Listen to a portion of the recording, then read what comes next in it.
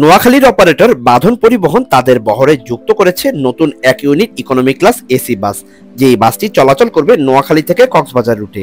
মালয়েশিয়ার Laksana SR2 এর যে অরিজিনাল বাসগুলো হয় ওই রকমই ভাবে নির্মাণ করা হয়েছে এই বাসটিকেও, এবং এই বাসের ফ্রন্টের হেডলাইট এবং পেছনের দিকের টেল লাইট গুলো অরিজিনাল লাইট গুলো ইউজ করা হয়েছে। পেছনের দিকটাতে যে অরিজিনাল লাইট ইউজ করা হয়েছে তা কিন্তু নয়, পেছনের পোর্শনটাতে এত সুন্দরভাবে কাজ করা হয়েছে দেখে বোঝার উপায় নেই যে এটি বাংলাদেশের কোনো গ্যারেজে নির্মাণ করা হয়েছে। বাসের সাইড বডিতে ইগলের একটি মনোগ্রাম ইউজ করা হয়েছে। এছাড়া এই বাসটিকেও নির্মাণ করা হয়েছে অশোক লেল্যান্ডের ইগল 180 প্রাইম চেসিসের উপরে। আর এই হলো বাসের সিট পজিশন এবং ভেতরের দিকে ডেকোরেশনটা এত গর্জিয়াস ভাবে নির্মাণ করা হয়েছে যে মনে হচ্ছে যে কোনো একটা স্লিপার বাস।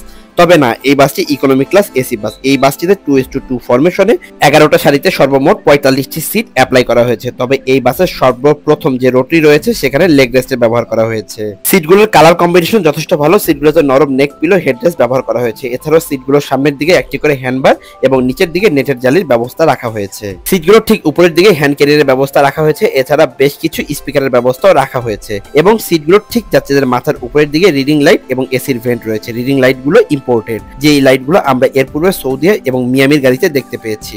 মূলত ইন্টেরিয়র ডেকোরেশন পুরোই গর্জিয়াস।